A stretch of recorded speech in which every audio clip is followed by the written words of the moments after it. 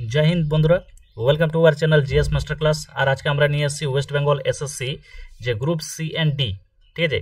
তাহলে group C and D mock test number 18।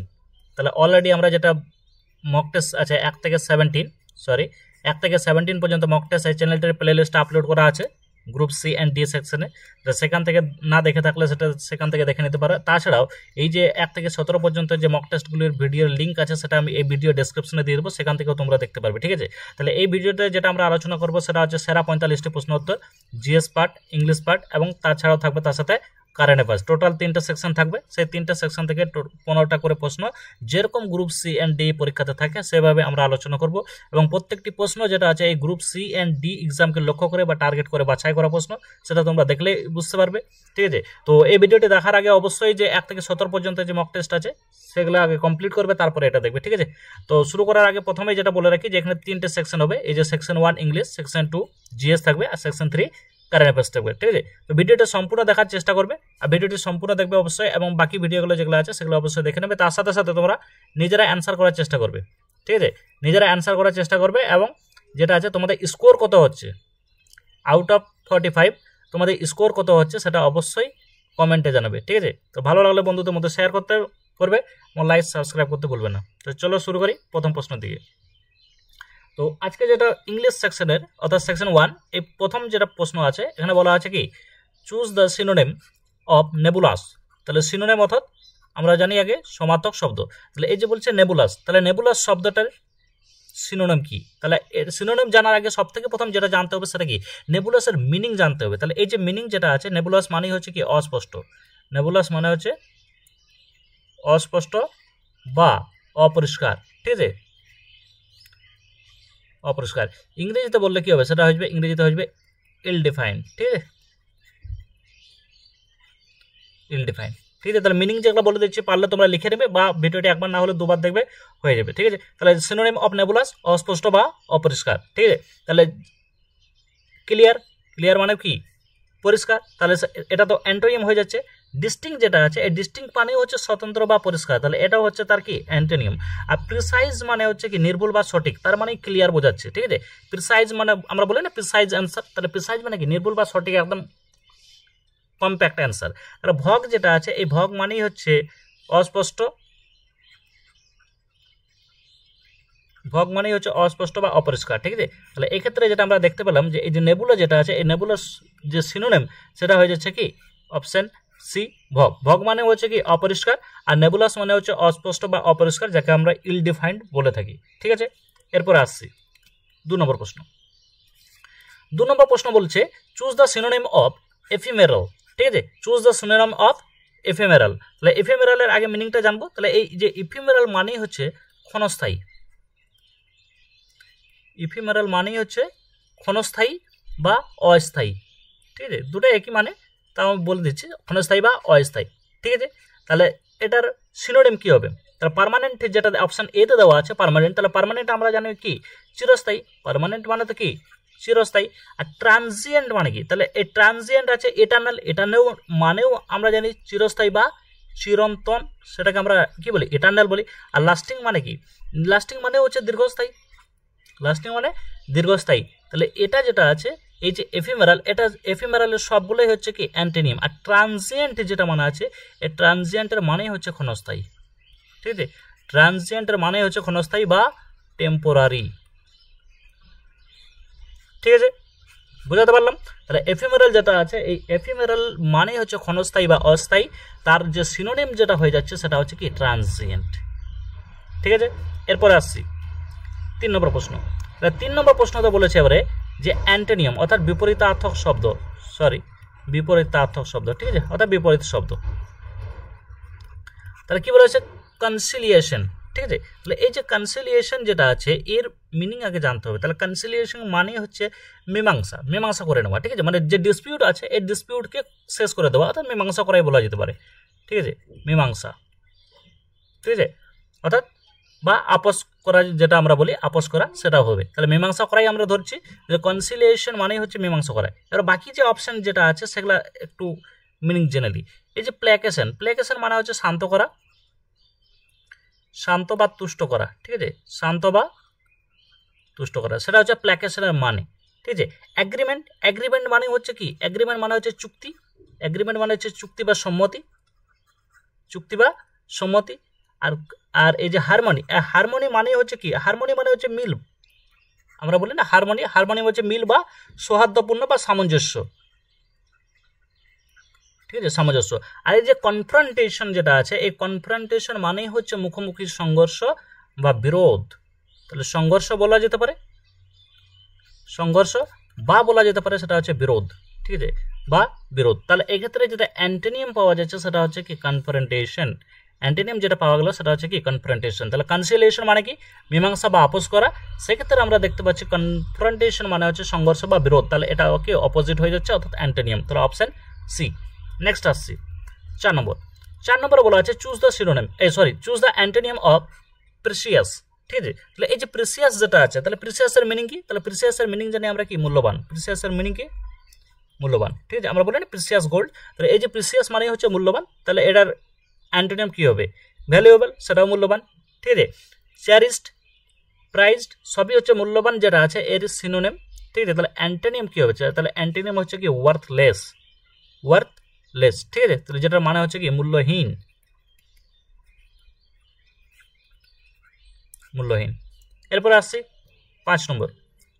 5 নম্বরে বলা আছে ফিল ইন দ্য ব্ল্যাঙ্কস। ঠিক আছে, কি বলছে, he has a profound respect for his teachers. কি বলছে, he has a profound respect for his teachers, dash influences his dedication to academics. 4টে অপশন আছে, হুইচ, হু, হুজ, হোম। সঠিক উত্তর কি হবে তোমরা নিজেরা করার চেষ্টা করবে। ঠিক আছে, এবং তার সাথে সাথে এই যে টোটাল স্কোর কত আছে সেটা তোমরা অবশ্যই জানাবে। ঠিক আছে, অনেকেই হয়তো কমেন্ট করছো না, কিন্তু জানাবে অবশ্যই, সেটা আমাদের ভালো লাগবে যে হ্যাঁ তোমাদের স্কোর কত আসছে, কি আসছে, সেটা তোমরা অবশ্যই কমেন্টে জানাবে। তাহলে 4টে অপশনের মধ্যে সঠিক উত্তর কি হবে? আচ্ছা, 4টে অপশনের মধ্যে যেটা সঠিক উত্তর হবে সেটা আমি বলে দিই, সেটা হচ্ছে কি অ্যান্সার এই যে অপশন এ, হুইচ। কারণ কি হুইচ কেন হবে, কারণ এটা যেটা আছে এখানে যে মেন সাবজেক্টের কথা বলা হচ্ছে সেটা হচ্ছে কি রেসপেক্টের কথা বলা আছে। হি হ্যাজ এ প্রোফাউন্ড, ঠিক আছে, রেসপেক্ট ফর হিজ টিচার। এবারে which influences his dedication to academics, তার মানে এখানে মেন যে সাবজেক্ট যেটা আছে সেটা আছে রেসপেক্টের কথা বলা আছে, সেই জন্য আমরা এখানে ইউজ করছি কি হুইচ ইউজ করছি। কারণ কি, কারণ এই যে হুইচ যেটা আছে রিলেটিভ প্রোনাউন, এটা আইডিয়া, এই প্রোফাউন্ড রেসপেক্ট যেটা আছে না, এই প্রোফাউন্ড রেসপেক্ট, তাহলে এটা হচ্ছে সাবজেক্ট। ঠিক আছে, যেটা একটা কি আইডিয়া, যার ফলে আমরা সেটার জন্য ইউজ করছি কি হুইচ ইউজ করছি। ঠিক আছে, হু সাবজেক্টের কি পার্সনের, কোনো পার্সনের ক্ষেত্রে হু ইউজ হয়। ঠিক আছে, অর্থাৎ পিপলের ক্ষেত্রে আমরা হু ইউজ করি। তাহলে কিন্তু এখানে যেটা আমরা দেখতে পাচ্ছি মেন সাবজেক্ট আছে কি প্রোফাউন্ড রেসপেক্ট, সেক্ষেত্রে আমরা এক্ষেত্রে হু না লাগিয়ে সেটা লাগাবো কি হুইচ। ঠিক আছে, আর হুজ যেটা আছে, হুজ মানে কি পজেশন বোঝাচ্ছে বা অধিকার বোঝাতে আমরা হুজ শব্দটা ইউজ করি। ঠিক আছে, এই যে হুজ রিলেটিভ প্রোনাউন, এটা হুজটা ইউজ করি পজেশন বা অধিকার বোঝাতে। আর হোম কি, এটাও যেটা আছে এটা হচ্ছে কি পিপলের ক্ষেত্রে ইউজ হয়, কিন্তু এই ক্ষেত্রে যেহেতু সাবজেক্ট যেহেতু প্রোফাউন্ড রেসপেক্ট আছে, সেক্ষেত্রে আমরা সেটার জন্য কি লাগাচ্ছি হুইচ লাগাচ্ছি। ঠিক আছে, তাহলে option A is the correct answer. এরপরে আসছি 6 নম্বর। 6 নম্বর বলছে fill in the blanks আবার আসছে, he dash a great idea for the project during the morning commute. ঠিক আছে, তাহলে he dash a great idea, তাহলে 4টে অপশন দেওয়া আছে, 4টে অপশনে যেটা দেওয়া আছে সেটা হচ্ছে ফেজাল ভাবে দেওয়া আছে। তাহলে মিনিংগুলো আগে জানবো। তাহলে এই যে কাম অ্যাক্রসের মিনিং কি, কাম অ্যাক্রস মানে হচ্ছে টু ফাইন্ড সামথিং বা মিট সামওয়ান আনএক্সপেক্টেডলি, হঠাৎ কিছু পাওয়া বা কারোর সঙ্গে দেখা হওয়া। বাংলায় লিখে দিচ্ছি, হঠাৎ কিছু পাওয়া, ঠিক আছে, বা দেখা হওয়া কারোর সাথে হঠাৎ আনএক্সপেক্টেডলি। ঠিক আছে, ওহো, দেখা হওয়া। ঠিক আছে, আর কাম অ্যারাউন্ড যেটা আছে টু রিকভার, কাম অ্যারাউন্ড যেটা আছে সেটা হচ্ছে কি টু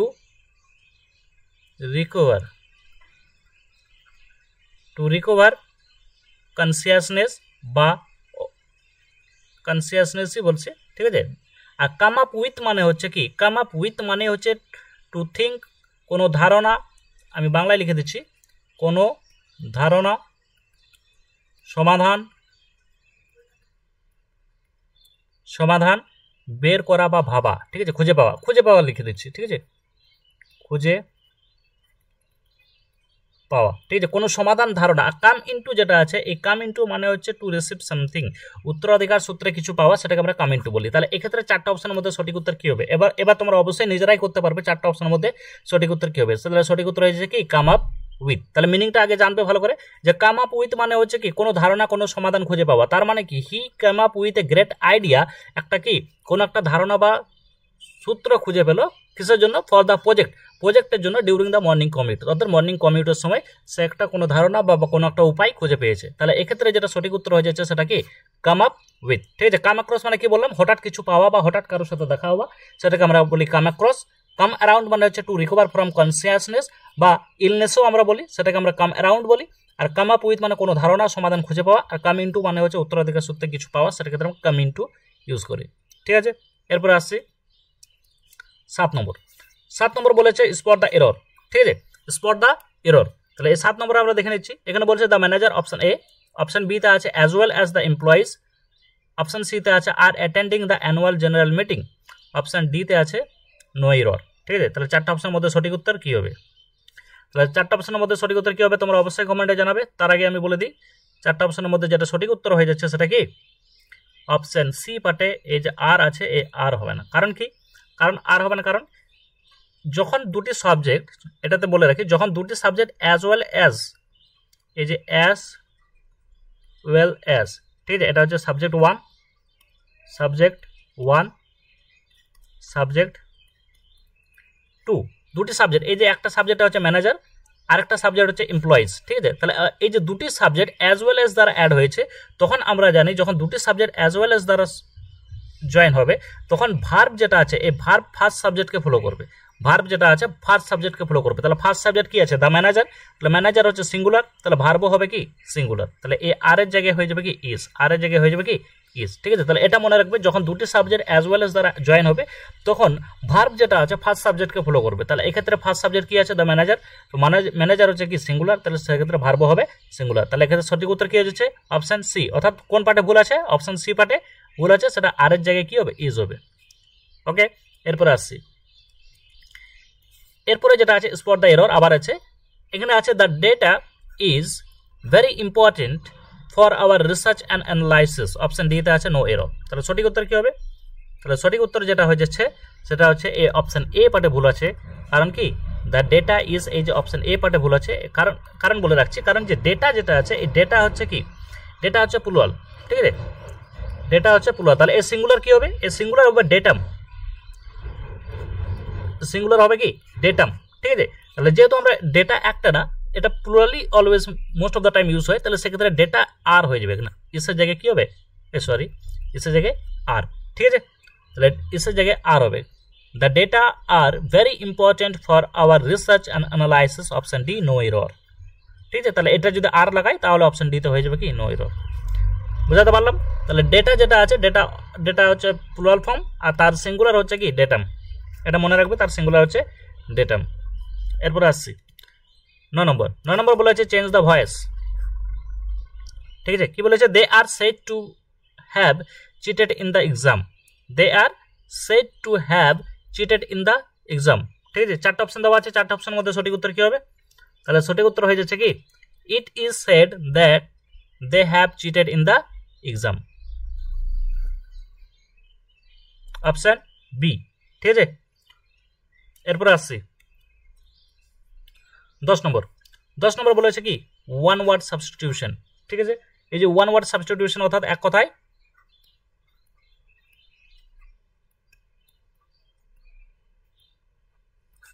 প্রকাশ। এখানে কি বলছে? One who believes that everything is already decided by fate and that humans can not change it, ঠিক আছে। এটাকে কি বলা হয়? তাহলে এটা অলরেডি যেটা আছে ডেসক্রিপটিভ ফর্মে দেওয়া আছে, সেটাকে আমরা ওয়ান ওয়ার্ডে করতে হবে কি one who believes that everything is already decided by fate and that humans can not change it, ঠিক আছে। এটাকে কি বলা হয়? তাহলে এটাকে বলছে অপটিমিস্ট, পেসিমিস্ট, ফাটালিস্ট, রিয়েলিস্ট। তাহলে চারটা অপশনের মধ্যে যেটা সঠিক উত্তর হচ্ছে সেটা কি? যেটা সঠিক উত্তর হচ্ছে সেটা হচ্ছে ফাটালিস্ট, ঠিক আছে, অর্থাৎ নিয়তিবাদী, ঠিক আছে। নিয়তিবাদ, যে সবকিছু ভাগ্যের উপরে বিশ্বাস করে, ঠিক আছে। তাহলে এটা এই যে ওয়ান ওয়ার্ড, এটা সম্ভবত আগের ভিডিওতে এটা করানো আছে, তাহলে এটা সেম রিপিটেড হয়ে গেছে। এরপর আসছে 11 নম্বর, 11 নম্বরও সেম আছে সম্ভবত।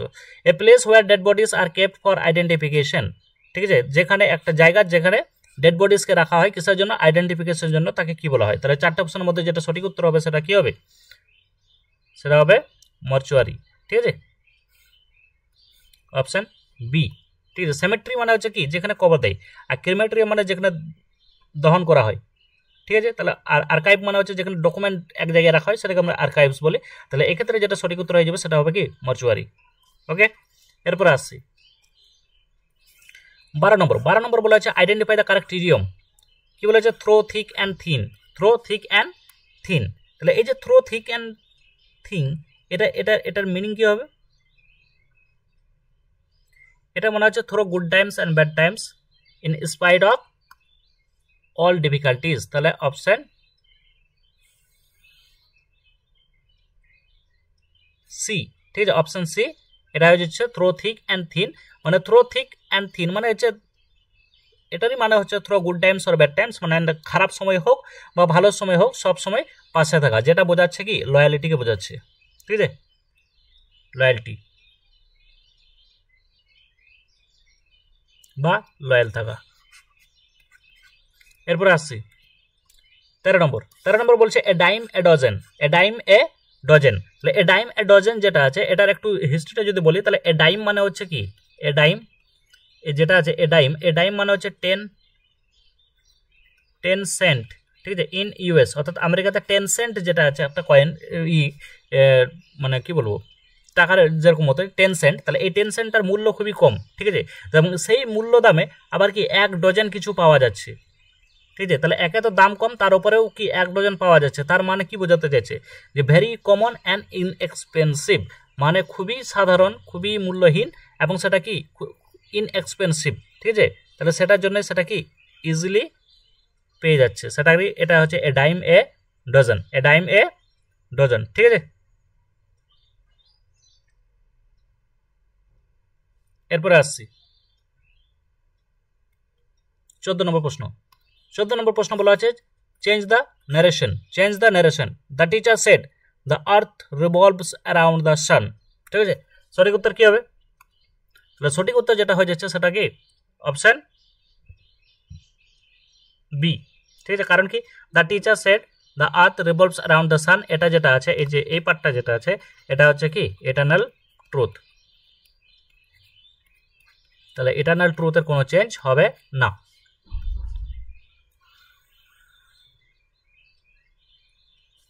এরপরে আসছি 15 নম্বর। 15 নম্বর বলেছে আইডেন্টিফাই দ্য কারেক্ট স্পেলিং। চারটা অপশন দেওয়া আছে, চারটা অপশনের মধ্যে সঠিক উত্তর কি হবে? তাহলে তোমরা এটা দেখে নেবে, চারটা অপশনের মধ্যে যেটা সঠিক উত্তর হয়ে যাচ্ছে সেটা হচ্ছে কি মিলেনিয়াম। তাহলে এই মিলেনিয়াম মানে কি, এই মিলেনিয়াম যেটা হচ্ছে পিরিয়ড অফ 1000 ইয়ার, মিলেনিয়াম মানে হচ্ছে কি পিরিয়ড অফ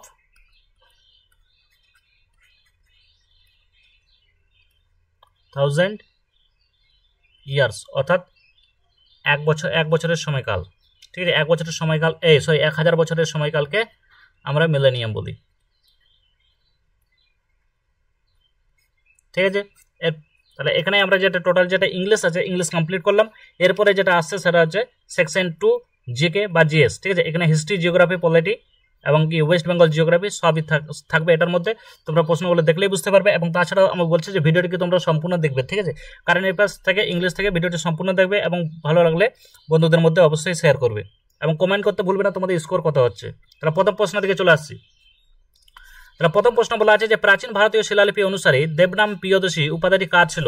প্রাচীন ভারতীয় শিলালিপি অনুসারে দেবনাম প্রিয়দর্শী, তাহলে এই যে টাইটেল যেটা আছে দেবনাম প্রিয়দর্শী, এই উপাধিটি কার ছিল? চারটি অপশন দেওয়া আছে, চারটি অপশনের মধ্যে সঠিক উত্তর কি হবে? দেবনাম প্রিয়দর্শী অর্থাৎ কি সম্রাট অশোক, ঠিক আছে, সম্রাট অশোক। তাহলে এই যে সম্রাট অশোক যে উপাধিটি পেয়েছিলেন সেটা আছে কি দেবনাম প্রিয়দর্শী, ঠিক আছে। আর সমুদ্রগুপ্তকে বলা হয় কি কবিরাজ। একটু এক্সট্রা ইনফরমেশন বলে রাখছি, সমুদ্রগুপ্তকে বলা হয় কি কবিরাজ, ঠিক আছে। আর চন্দ্রগুপ্ত মৌর্য ছিলেন কি মৌর্য সাম্রাজ্যের প্রতিষ্ঠাতা। এরপরে আসছি 2 নম্বর। 2 নম্বর বলা আছে যে জৈন ধর্ম মতে প্রথম তীর্থঙ্কর কে ছিলেন? জৈন ধর্ম মতে প্রথম তীর্থঙ্কর কে ছিলেন? তাহলে ফার্স্ট তীর্থঙ্করের কথা বলা আছে। 4টে অপশন দেওয়া আছে, 4টে অপশনের মধ্যে সঠিক উত্তর কি হবে? 4টে অপশনের মধ্যে যেটা সঠিক উত্তর হবে সেটা হবে কি? Option C, Rishabhnath. Option C, Rishabhnath. আচ্ছা, আরেকটু বলে রাখি, তাহলে জৈন ধর্মের প্রথম তীর্থঙ্করের নাম হচ্ছে ঋষভনাথ। আর পার্শ্বনাথ যেটা হচ্ছে সেটা হচ্ছে 23তম তীর্থঙ্কর। পার্শ্বনাথ মনে রাখবে 23তম তীর্থঙ্কর, ঠিক আছে? 23তম তীর্থঙ্কর, পার্শ্বনাথ 23তম তীর্থঙ্কর, এগুলো তোমরা পারলে লিখে রাখবে। 23তম তীর্থঙ্কর। মহাবীর জৈন হচ্ছে 24তম তীর্থঙ্কর। মহাবীর জৈন হচ্ছে 24তম তীর্থঙ্কর। আর অরিস্টনেমি হচ্ছে 22তম তীর্থঙ্কর।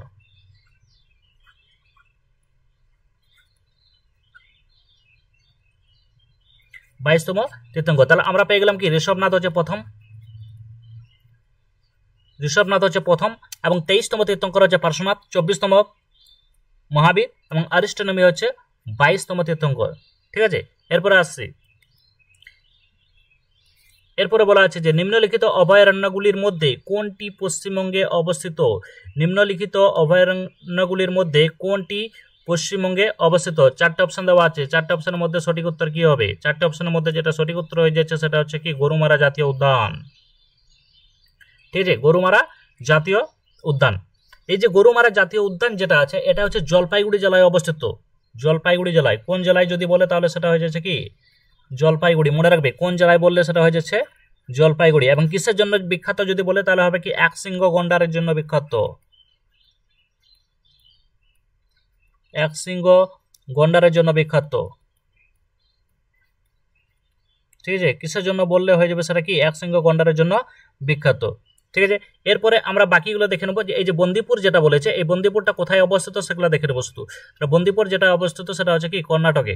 বন্দিপুর যেটা অবস্থিত সেটা আছে কর্ণাটকে। শিমলিপাল যদি বলে তাহলে শিমলিপাল অবস্থিত কোথায়? উড়িষ্যাতে। শিমলিপাল অবস্থিত উড়িষ্যাতে। কানহা যদি বলে, কানহা, তাহলে কানহাটা পরীক্ষায় প্রায় আসে। কানহা কোথায় অবস্থিত? তাহলে কানহা হচ্ছে মধ্যপ্রদেশে। বুঝাতে পারলাম? তাহলে আমরা গরুমারা জাতীয় উদ্যান যে দেখতে পাচ্ছি সেটা হচ্ছে জলপাইগুড়িতে অবস্থিত। কিসের জন্য বিখ্যাত যদি বলে তাহলে একশৃঙ্গ গন্ডারের জন্য বিখ্যাত। আর বন্দিপুর কোথায় অবস্থিত? না, বন্দিপুর আছে কর্ণাটকে, আর শিমলিপাল উড়িষ্যা, অ্যান্ড কানহা যেটা আছে সেটা হচ্ছে মধ্যপ্রদেশ, ঠিক আছে? এরপরে আসছে পশ্চিমবঙ্গের রূপনারায়ণ নদীটি কোন দুটি নদীর মিলিত প্রবাহ? তাহলে এটা পরীক্ষায় বারবার আসছে যে পশ্চিমবঙ্গের রূপনারায়ণ নদীটি যেটা আছে এটি কোন দুটি নদীর মিলিত প্রবাহ, ঠিক আছে? তো 4টে অপশন দেওয়া আছে, 4টে অপশনের মধ্যে সঠিক উত্তর হয়ে যাচ্ছে কি? কংসাবতী ও দ্বারকেশ্বর। অপশন সি, কংসাবতী ও দ্বারকেশ্বর, ঠিক আছে? এই দুটি নদী মিলিত হয়ে হাওড়া জেলার কাছে রূপনারায়ণ নামকরণ করে হুগলি নদীতে মিশছে। তাহলে কোথায় মিলছে? না, হাওড়া জেলার কাছে, ঠিক আছে? এটা মনে রাখবে। হাওড়া জেলার কাছে রূপনারায়ণ নাম ধারণ করে কোন নদীতে মিশছে? হুগলি নদীতে মিশেছে। কোন নদীতে মিশেছে যদি বলে তাহলে হবে হুগলি নদীতে। তাহলে কোন দুটি নদী? কংসাবতী ও দ্বারেশ্বর, ঠিক আছে?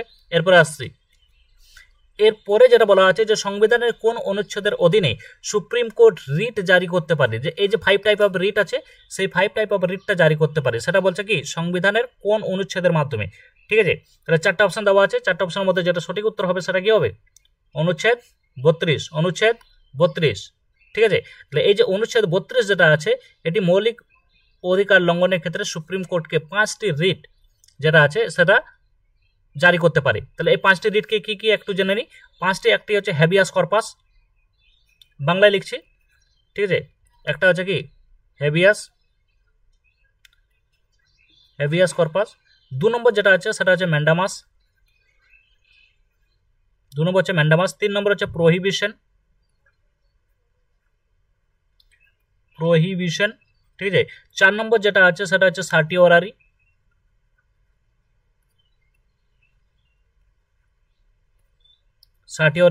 5 নম্বর যেটা সেটা আছে কি? কো ওয়ারেন্টো। এই 5 ধরনের রিটের কথা বলা আছে, ঠিক আছে? কোন আর্টিকেল? আর্টিকেল 32, ঠিক আছে? আর কোন আর্টিকেল যদি বলে যে হাইকোর্টকে, এখানে সুপ্রিম কোর্ট বলা আছে, আবার হাইকোর্টকে যদি রিট জারি করার ক্ষমতা দেয় সেটা হচ্ছে কি? আর্টিকেল 200 26, এটা মনে রাখবে যে হাইকোর্টকে রিট জারি করার অধিকার দেওয়া আছে 226 নম্বর আর্টিকেলে, আর সুপ্রিম কোর্টকে দেওয়া আছে 32 নম্বর আর্টিকেলে। ঠিক আছে, এটা মনে রাখবে। 5 টাইপ অফ এই রিট বলে দিলাম, habeas corpus, mandamus, prohibition, সার্টিওয়ারি and হচ্ছে কি কো ওয়ারেন্টু। ঠিক আছে, 6 নম্বর প্রশ্ন। 6 নম্বর প্রশ্ন বলা আছে যে ভারতীয় সংবিধানের কোন সংশোধনটি মিনি কনস্টিটিউশন নামে পরিচিত। ঠিক আছে, ভারতীয় সংবিধানের কোন সংশোধনটি মিনি কনস্টিটিউশন নামে পরিচিত। 4টে অপশন দেওয়া আছে, 4টে অপশনের মধ্যে সঠিক উত্তর কি হবে? তাহলে 4টে অপশনের মধ্যে যেটা সঠিক উত্তর হয়ে যাচ্ছে সেটা হচ্ছে কি অপশন এ, 42তম সংশোধন 1976। ঠিক আছে, 42তম সংশোধন মিনি কনস্টিটিউশন। কারণ কি এই সংশোধনীতে অনেকগুলি সংশোধন করা হয়েছিল, তাই এটাকে মিনি কনস্টিটিউশন বলা হয় এই 42তম সংশোধনীকে। ঠিক আছে, এই 42তম সংশোধনীতে সংবিধানের যে মৌলিক প্রস্তাবনা যেটা আছে প্রিয়াম্বল, সেই প্রিয়াম্বলে নিরপেক্ষ তারপরে সমাজতান্ত্রিক এই শব্দগুলি অ্যাড করা হয়। ঠিক আছে, আর 44তম সংশোধনে কি হয়েছিল? এই 44তম সংশোধনে মনে রাখবে সম্পত্তির অধিকার যেটা আছে না, এই সম্পত্তির অধিকারকে বাদ দেওয়া হয়েছিল মৌলিক অধিকার থেকে। সম্পত্তির অধিকারকে বাদ দেওয়া হয়। ঠিক আছে, কোথা থেকে? মৌলিক অধিকার থেকে, এটা মনে রাখবে। ঠিক আছে, সম্পত্তির অধিকারকে বাদ দেওয়া হয় মৌলিক অধিকার থেকে কোন সংশোধনের মাধ্যমে? সেটা হচ্ছে কি 44তম সংশোধনের মাধ্যমে। ঠিক আছে, আর 73তম সংশোধনীটা হচ্ছে পঞ্চায়েত ব্যবস্থা সম্পর্কে। 73তম যেটা আছে সেটা হচ্ছে কি কার রিলেটেড না পঞ্চায়েত ব্যবস্থা বা পঞ্চায়েত রাজ যেটা আছে সেই ব্যবস্থা সম্পর্কে। ঠিক আছে, এরপরে আসছি 7 নম্বর। 7 নম্বর বলা আছে যে কোন শাসক দিওয়ানি আমির কোহি নামে একটি নতুন কৃষি বিভাগ প্রতিষ্ঠা করেন। কি বলছে যে কোন শাসক প্রথম দিওয়ানি আমির কোহি নামে নতুন একটি কৃষি বিভাগ প্রতিষ্ঠা করেন? তাহলে 4টে অপশনের মধ্যে সঠিক উত্তর হয়ে যাচ্ছে কি অপশন বি, মোহাম্মদ বিন তুগলক। ঠিক আছে, মোহাম্মদ বিন তুগলক। ঠিক আছে, তাহলে এর মোহাম্মদ বিন তুগলক কৃষি উন্নয়নের জন্য এই নতুন বিভাগটি প্রতিষ্ঠা করেন। ঠিক আছে, আলাউদ্দিন খলজি যদি বলে তাহলে ইম্পর্টেন্ট কাজ কি হবে? আলাউদ্দিন খলজির বাজার দর নিয়ন্ত্রণ। আর ফিরোজ শাহ তুগলক যদি বলে তিনি সেচ ব্যবস্থা। ঠিক আছে, সেচ ব্যবস্থা সম্পর্কে ভালো কাজ করেছিলেন, এটা হচ্ছে কি ফিরোজ শাহ তুগলক।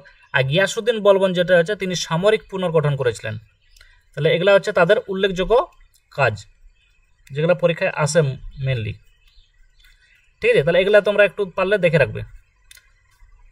এরপরে আসছি 8 নম্বর। 8 নম্বর বলা আছে কোন ব্রিটিশ ভাইসরয়কে ভারতের স্থানীয় সাহিত্য শাসন ব্যবস্থার জনক বলা হয়। ঠিক আছে, কোন ব্রিটিশ ভাইসরয়কে ভারতের স্থানীয় সাহিত্য শাসন ব্যবস্থার জনক বলা হয়? 4টে অপশন দেওয়া আছে, 4টে অপশনের মধ্যে যেটা সঠিক উত্তর হবে সেটা কি হবে? লর্ড রিপন। ঠিক আছে, লর্ড রিপন। তাহলে এই যে লর্ড রিপন 1882 সালে প্রবর্তিত প্রস্তাবগুলি ভারতীয়। তাহলে ঠিক আছে, এটা মনে রাখবো। আর এই যে লর্ড কার্জন যেটা হচ্ছে সেটা হচ্ছে বঙ্গভঙ্গ। লর্ড কার্জন যদি বলে তাহলে কোন সময়কালে তার সময়কালে ইম্পর্টেন্ট হচ্ছে কি বঙ্গভঙ্গ। আর লর্ড ডালহৌসি যেটা আছে সেটা হচ্ছে সত্যবিলোপ নীতি।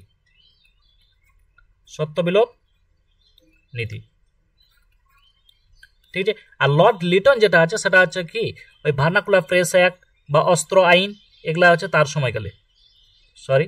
অস্ত্র আইন, ভার্নাকুলার প্রেস অ্যাক্ট, দেশীয় ভাষা বা দেশীয় সংবাদপত্র আইন।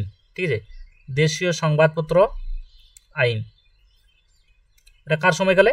তো সেটা হচ্ছে লর্ড লিটনের সময়কালে।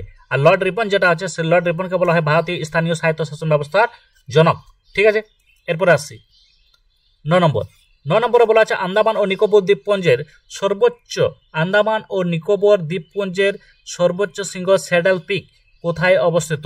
ঠিক আছে, এটা মনে রাখবে। আন্দামান ও নিকোবর দ্বীপপুঞ্জের যেটা বলা আছে সর্বোচ্চ শৃঙ্গ স্যাডেল পিক কোথায় অবস্থিত? 4টে অপশন দেওয়া আছে, 4টে অপশনের মধ্যে সঠিক উত্তর কি হবে?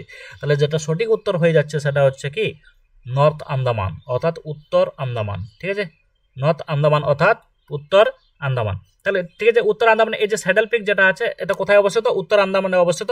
তাহলে এই যে স্যাডেল পিক, এই স্যাডেল পিকের উচ্চতা কত হবে? এই স্যাডেল পিকের উচ্চতা হচ্ছে 732 মিটার। ঠিক আছে, 732 মিটার। গ্রেট নিকোবর এখানে মাউন্ট থুলিয়ার অবস্থিত। গ্রেট নিকোবর যদি বলে তাহলে এটা এখানে কি অবস্থিত? মাউন্ট থুলিয়ার। গ্রেট নিকোবরে কি অবস্থিত? মাউন্ট থুলিয়ার। ঠিক আছে, এরপর আসছি 10 নম্বর। 10 নম্বর বলছে ভারতীয় সংবিধানে কোন তফসিলে কেন্দ্র ও রাজ্যের মধ্যে ক্ষমতা বন্টন করা হয়েছে? ঠিক আছে, কোন তফসিলের কথা বলা হয়েছে? তার ভারতীয় সংবিধানে কোন তফসিলে এই কেন্দ্র ও রাজ্যের মধ্যে ক্ষমতা বন্টন করা হয়েছে। চারটে অপশন আছে, চারটে অপশনের মধ্যে সঠিক উত্তর কি হবে? তাহলে সঠিক উত্তর হয়ে যাচ্ছে কি সপ্তম তপশিল। ঠিক আছে, সপ্তম তপশিল। এই সপ্তম তপশিলে কেন্দ্র ও রাজ্যের মধ্যে ক্ষমতা বন্টন করা হয়েছে। ঠিক আছে, আর অষ্টম তপশিলটা হচ্ছে ভারতের সরকারি ভাষা সম্পর্কিত, বলে রাখছি একটু, সরকারি ভাষা সম্পর্কিত। ঠিক আছে, আর ষষ্ঠ তপশিলটা হচ্ছে উত্তর পূর্ব ভারতে উপজাতীয় এলাকার শাসন সম্পর্কিত। এরপরে আসছি 11 নম্বর প্রশ্ন। 11 নম্বর প্রশ্ন বলা আছে যে পূর্বঘাট পর্বতমালার সর্বোচ্চ শৃঙ্গ কোনটি? 11 নম্বর প্রশ্ন বলা আছে কি পূর্বঘাট পর্বতমালার সর্বোচ্চ শৃঙ্গ কোনটি? ঠিক আছে, পূর্বঘাট পর্বতমালা বলেছে কিন্তু পশ্চিমঘাট না। তাহলে এটা সঠিক উত্তর কি হবে? এটা সঠিক উত্তর হয়ে যাচ্ছে কি জিন্দাগাদা পিক, অপশন সি, জিন্দাগাদা পিক। ঠিক আছে, আচ্ছা, আর আনাইমুদি যেটা হচ্ছে সেটা হচ্ছে পশ্চিম ঘাটের সর্বোচ্চ শৃঙ্গ। এখানে যেটা অপশন এ তে দেওয়া আছে আনাইমুদি, এটা হচ্ছে পশ্চিমঘাট ও দক্ষিণ ভারতের সর্বোচ্চ শৃঙ্গ। দক্ষিণ, ওহো একটু স্পেলিং ভুল হয়ে গেছে, দক্ষিণ ভারতের সর্বোচ্চ শৃঙ্গ। ঠিক আছে,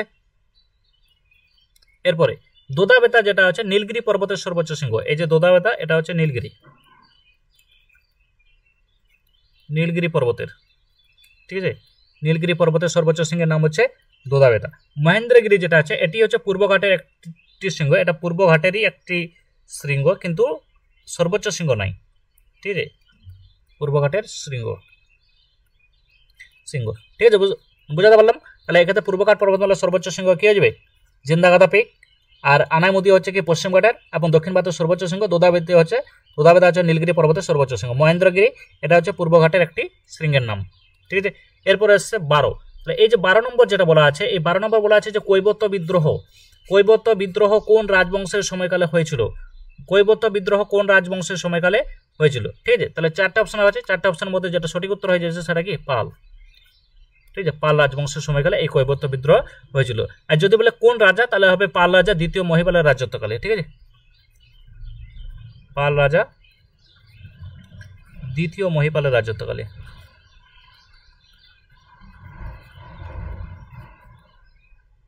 দ্বিতীয় মহিপালের রাজত্বকালে। ঠিক আছে, আর এই যে কৈবর্ত বিদ্রোহ এর নেতা কে ছিলেন? তাহলে হবে দিব্য। ঠিক আছে, এই যে কৈবর্ত বিদ্রোহের লিডারের কথা যদি বলে তাহলে হবে কি দিব্য। ঠিক আছে, এরপরে আসছি 13 নম্বর। 13 নম্বর প্রশ্ন বলা আছে কি পারমাণবিক চুল্লিতে, 13 নম্বর প্রশ্ন বলা আছে যে পারমাণবিক চুল্লিতে মডারেটর হিসাবে কি ব্যবহার করা হয়? পারমাণবিক চুল্লিতে মডারেটর হিসাবে কি ব্যবহার করা হয়? চারটে অপশন দেওয়া আছে, চারটে অপশনের মধ্যে সঠিক উত্তর কি হবে? সঠিক উত্তর হয়ে যাচ্ছে কি ভারী জল, D2O। ঠিক আছে, তাহলে সঠিক উত্তর হয়ে যাচ্ছে ভারী জল বা D2O। ঠিক আছে, পারমাণবিক চুল্লিতে নিউট্রনের গতি কমানোর জন্য এই মডারেটর ব্যবহার করা হয়। ঠিক আছে, নিউট্রন যেটা আছে এই নিউট্রনের গতি কমানোর জন্য মডারেটর ইউজ করা হয়। আচ্ছা, সাধারণত গ্রাফাইটও ইউজ হয়। গ্রাফাইট বা ভারী জল যেটাকে আমরা বলি কি D2O, এটা ব্যবহার করা হয় মডারেটর হিসাবে। ক্যাডমিয়াম রড যেটা আছে, এই যে ক্যাডমিয়াম রড, এই ক্যাডমিয়াম রডটা ব্যবহৃত হিসাবে হয় নিয়ন্ত্রণ দণ্ড, যেটাকে আমরা বলে কি কন্ট্রোল রড।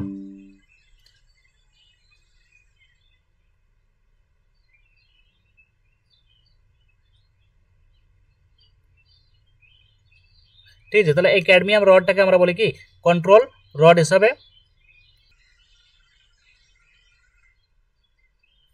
ঠিক আছে, তাহলে এই যে এটা আছে, এটা কি কন্ট্রোল রড। ঠিক আছে, আর ইউরেনিয়াম জ্বালানি হিসাবে ব্যবহৃত হয়।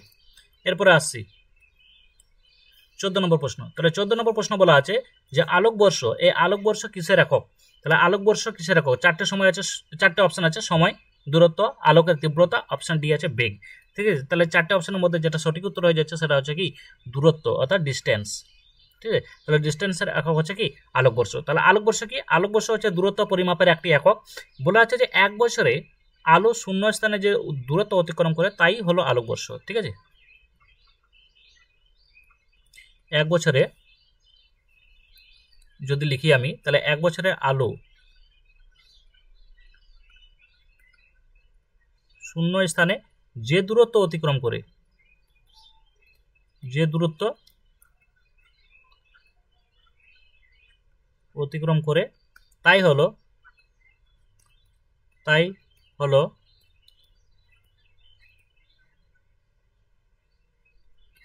আলোকবর্ষ। ঠিক আছে, তাহলে আলোকবর্ষ হচ্ছে দূরত্ব পরিমাপের একক। 15 নম্বর প্রশ্ন দেখে নেব। তাহলে এই 15 নম্বর প্রশ্নতে বলা আছে যে জীববিদ্যার জনক ফাদার অফ বায়োলজি কাকে বলা হয়। তাহলে ফাদার অফ বায়োলজি কাকে বলা হয়? চারটা অপশনের মধ্যে সঠিক উত্তর কি হবে? চারটা অপশনের মধ্যে যেটা সঠিক উত্তর হয়ে যাচ্ছে সেটা কি? অ্যারিস্টটল। ঠিক আছে, অপশন সি অ্যারিস্টটল। ঠিক আছে। আর লুইস পাস্তুর যেটা আছে, এই যে লুইস পাস্তুর তিনি জীবাণুতত্ত্ব বা পাস্চুরাইজেশনের প্রক্রিয়ার আবিষ্কার, তাকে আধুনিক মাইক্রোবায়োলজি, ঠিক আছে, তাহলে মডার্ন মাইক্রোবায়োলজির জনক বলা হয়। ঠিক আছে, ফাদার অফ মডার্ন মাইক্রোবায়োলজি।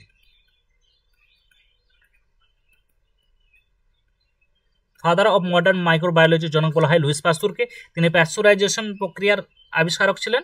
ঠিক আছে। আর রবার্ট হুক যিনি সেল আবিষ্কার করেছিলেন, ঠিক আছে, 1665 সালে প্রথম সেল আবিষ্কার করেন। 1665 সালে সেল আবিষ্কার করেন। ঠিক আছে, কে আবিষ্কার করেন সেটা? Robert Hooke. আর চার্লস ডারউইন যে আছে, চার্লস ডারউইন, ইনি থিওরি অফ এভলিউশন ও ন্যাচারাল সিলেকশনের জন্য বিখ্যাত। কি কি? থিওরি অফ এভলিউশন, ঠিক আছে, আরেকটা হচ্ছে ন্যাচারাল সিলেকশন।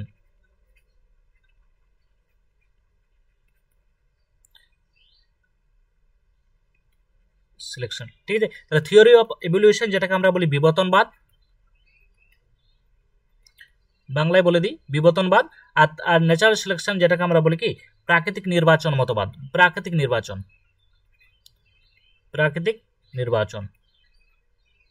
ঠিক আছে। আচ্ছা, তোমরা জানাবে যে চার্লস ডারউইনের লেখা বিখ্যাত যে বইটির নাম, সে বইটির নাম কি? ঠিক আছে, সেটা তোমরা এই যে এভাবে অ্যান্সার করবে যে 15 জিএস, ঠিক আছে, তারপর বইটির নামটা তোমরা অবশ্যই কমেন্টে জানাবে।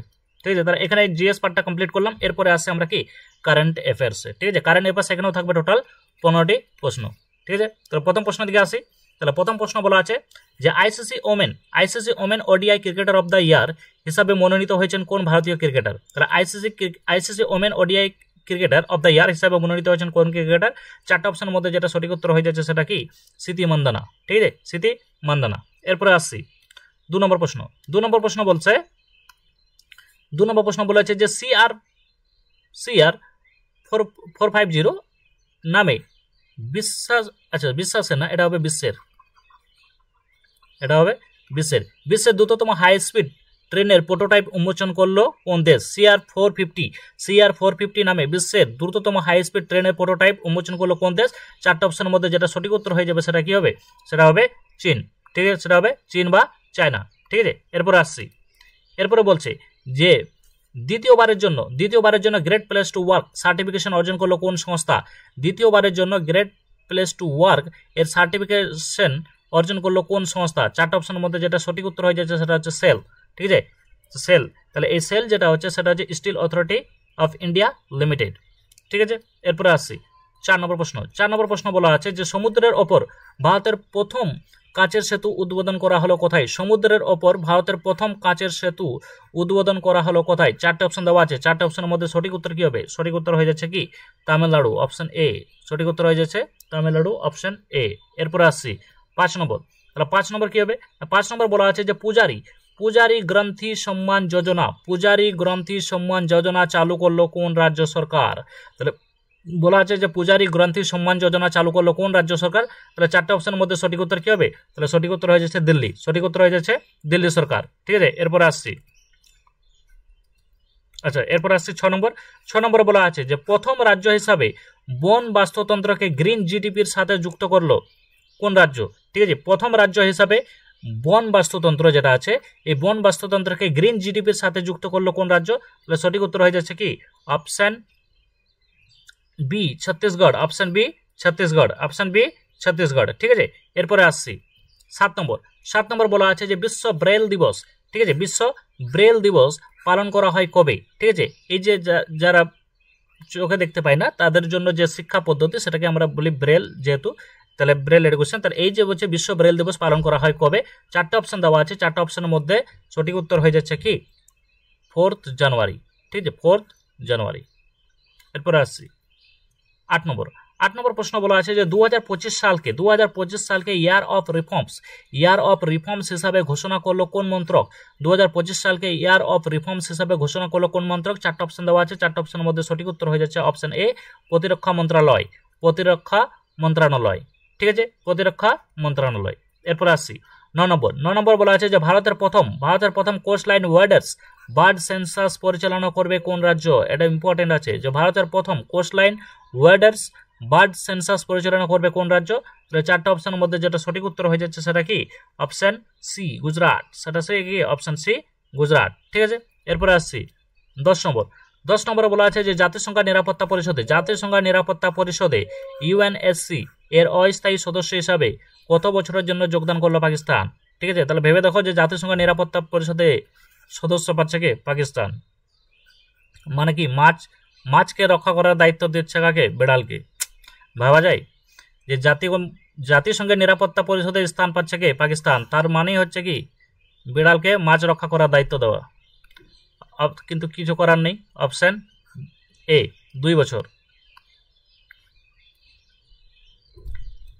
11 নম্বর বলা আছে যে প্রতি বছর 3 জানুয়ারি সাবিত্রীবাই ফুলের জন্মবার্ষিকীকে ওমেন টিচার্স ডে হিসাবে পালন করার সিদ্ধান্ত নিল কোন রাজ্য?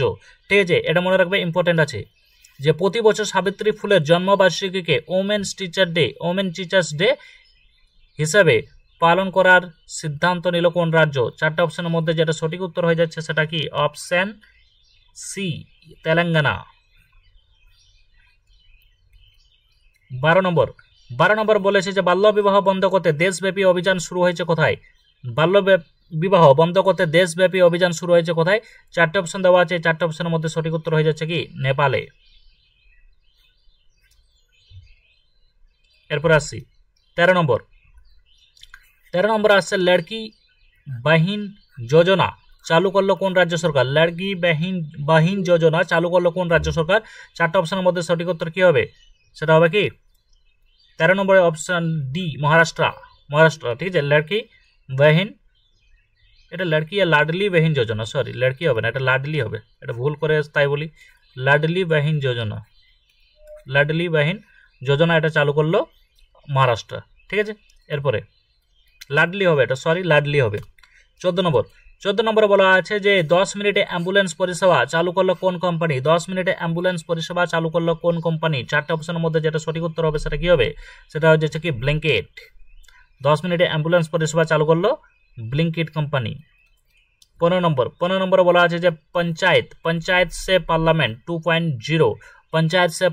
2.0 প্রোগ্রামটি উদ্বোধন করলেন কে? পঞ্চায়েত সে পার্লামেন্ট, এটাও ইম্পর্টেন্ট আছে, তাহলে এটা হয়ে যাবে কি? Option B Om Birla.